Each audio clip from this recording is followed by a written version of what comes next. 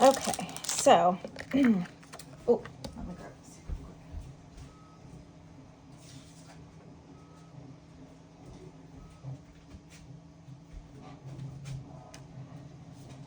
Okay, so this sketch is by Jessica Michaels. So this is day 16.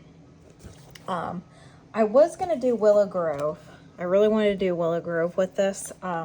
But Willow Grove, I don't want to say it's like spookier because it's kind of cutesy too.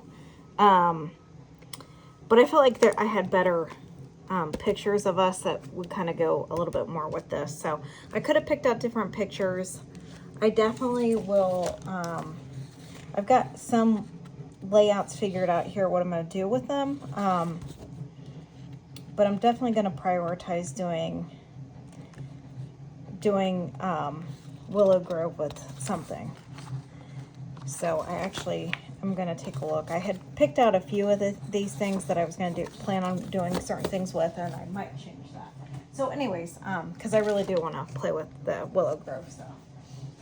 So I decided to go instead, because I've got a couple pictures of this is my younger son, who's now 7. I just thought that the sketch almost looked a little bit more like it was Simple Stories anyways. And I just thought Simple Stories would be a little bit more kind of cutesy to go with, the fact that it's a baby picture. So I've got all the paper. So this is Spooky Things. I've got a bunch of ephemera. I'm not sure because it's got a banner, so I'm not sure what I'm going to do for the banner, if I'm just going to cut my own thing or what exactly I'm going to do. We'll figure something out. So I've got enamel dots, I've got brads, I've got sentiment bits, I've got bits and pieces, I've got foam stickers, I've got chipboard stickers, I've got this page pieces, journal bits. So I've got a lot of stuff. I've actually had this for quite a while and wanted to play around with it. The only thing I'm trying to determine if I want to do is, do I want to do white cardstock and do mixed media like she did, or do black cardstock? So I'm going to go ahead and get started here. I decided to do the white cardstock. So I'm essentially just looking for a border. I rarely, when I use white cardstock, for some reason, especially too if I use mixed media on white cardstock, I really like a border to it. I don't know. That's just my thing. I don't know. And so I decided I like this black with the different color polka dots on it. So I'm just going to cut the center so of course I can use the rest of the paper. And then I'm going to go ahead and get started on my mixed media. So initially I was going to use these Distress Mica stains. One's called Jack-o'-lantern, the black is called Empty Tomb, and then Flickering Candle, which is kind of like a yellowish color. And so this color here is actually Shimmers, and I think that was called Lilac Blossom. So that came back in one of the earlier kits. I don't know if that was maybe April or... Anyways, it was in one of their other kits. It's really pretty color. So I decided to use that. And then I go in with, I believe this is a Jack-o'-lantern. So I was going to use all 3 of the colors that I had. And you'll see here, I just end up not really liking this that much. And again, just using the packaging technique, because that's kind of what the mixed media, at least according to the sketch, kind of at least appeared to me. So here you can see I'm kind of like looking at it. I'm like, I don't know if I like this. So, but I decided, I'm like, let me just continue and just see if I can salvage this at all. I think it was just, I put too much orange on there. I probably should have not put as much on there. But again, I'm somebody that when I'm going to go for my mixed media, if I've got stuff left on the packaging, I'm going to try to use all of it, which I really probably need to kind of get out of that mindset. And then I was just trying to make sure everything was dry in between so that the colors didn't kind of muddy together. So here is the Empty Tomb, and it almost, with the orange in the back, it kind of turned into a brown. I don't know if the Empty Tomb is kind of maybe more brownish. So at that point, I just set that aside, and I was like, I'm just not a big fan of how this is looking. I'm going to keep it simple. I really like the purple. There's a lot of purple in this collection. So I'm just going to go ahead and stick with the purple. So I'm again going in with the Lilac Blossom and then just watering it down a little bit so that way I can do the packaging technique, because that's actually pretty thick paint. So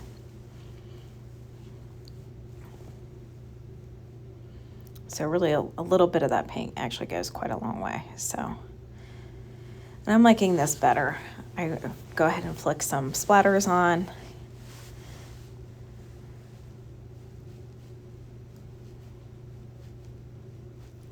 And I'm just kind of dipping it in my water to kind of dilute it just a little bit. So, because this paint, again, is really thick, it's kind of hard to get it to flick off your paintbrush. So, and then I'm going in just with some black acrylic paint here. I decided let's just do some, just flick some of it off and do like just some splatters of that. So in that way I'm not muddying colors together. And then I decided to go ahead and distress the edge of the white paper. I'm gonna go ahead and get my mixed media paper adhered down on this border paper.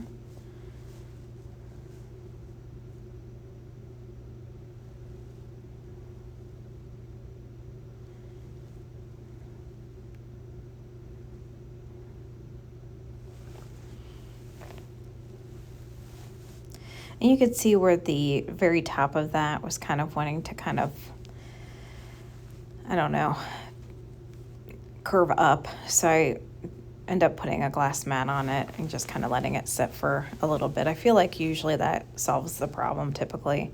I could have probably ran it through my laminator before I adhered it to the border, but I was kind of trying to get this layout completed before, so we were getting ready to go on a trip. So I didn't want to get stuck in the middle of trying to finish this and not getting it done. So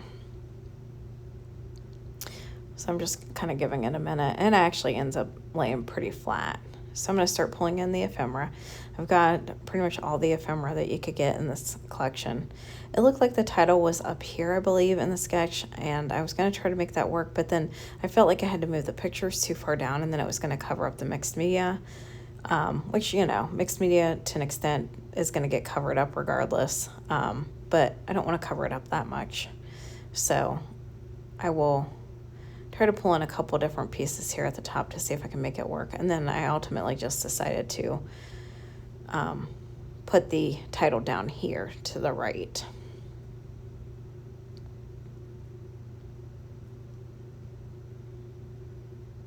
So, of course, there will be other people playing along on Instagram as well as on YouTube. So I will include the Facebook group down below so that you can go check out. I know there's people that play along that probably don't do YouTube or Instagram, and they will post their layouts there as well. And then you can get all the information and, you know, see when the sketches come out. I think she does them, I don't know if it's 3 times a year.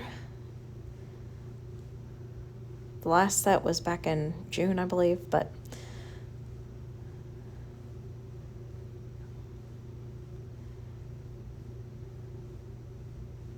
so I'm really happy. I finally am getting a couple layouts done that are Halloween. I actually have a Shimmers one that I need to go ahead and post as well. It was outside of the 30 days of sketches, so it was just one I did on my own because I got my Shimmers kit, and as soon as I got it, I was like, okay, I'm gonna have to sit down and do a layout with it. Same thing with like the Vicki Boutin, the Curiosities in Willow Grove, the Halloween pack that came with it. I've been really wanting to sit down, and in fact, that's what I was going to use on this, but then I just thought that it was more cutesy themed would make more sense with this.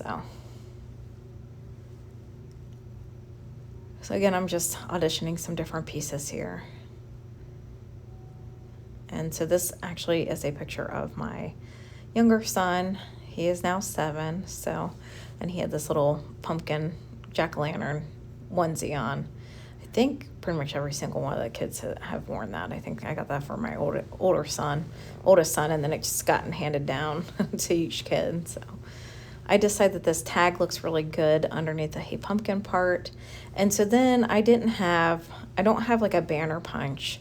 So I've seen where somebody did this, and I don't recall who it was, but they just cut circles out with their circle punch and then cut the circles in half to essentially make a banner. So I'm like, that's what I'm going to do. I've never done it before. Well, I think I did it one other time with one other layout, and I did like how that looks. So I could have probably gotten on my Cricut and, cut out banner pieces from a template or a, cut file, but I didn't really want to do that. And on top of that, I didn't want to get into all of I wish I would have gotten the 6x8 paper pad in this. So I actually pulled out a sheet that had a bunch of the different tags on it. And so that's what I was kind of cutting from, was trying to cut from those pattern side of the tags, because I didn't want to end up, using a bunch of papers just to get banner pieces. So.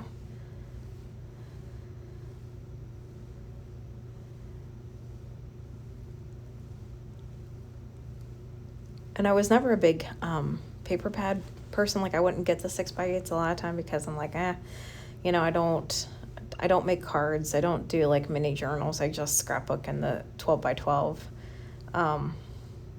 format. And so I, there for a long time, wasn't getting, but then I've seen like a lot of reasons to get the paper pads, especially like if you're just wanting to use the papers to back your photographs with. It's really good for that, because then you're not having to use a full 12x12, piece of cardstock to back your photographs with. So, and I don't know why I didn't get the 6x8 in this, because I love anything purple and I love Halloween. So this collection had my name written all over it.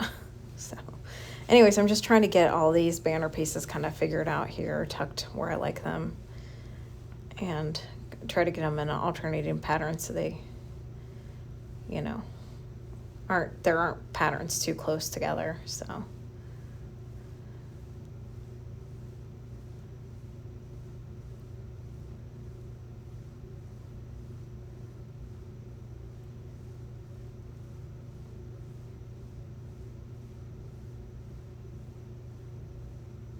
I've got this purple and white twine, and that was something I purchased from Joann's before they closed. They had like 2 spools in one package that kind of came with like some similar coloring. So I think this one was purple, and I think the other one maybe in that packaging was like kind of a pink color. So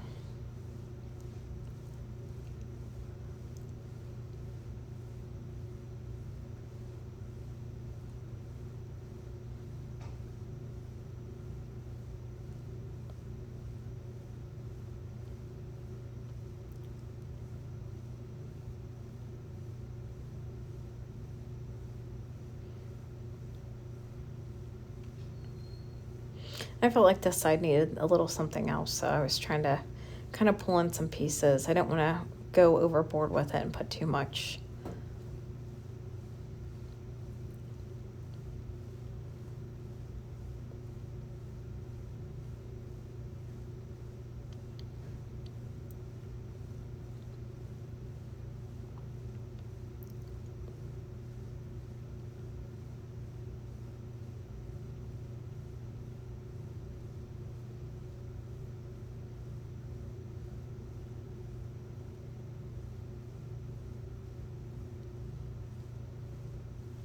My layouts tend to take a lot longer when I've got like a lot to choose from ephemera wise, because there's so many choices to make. It's hard to kind of like get your mind set on one. So I've pulled in a little smaller pumpkin there.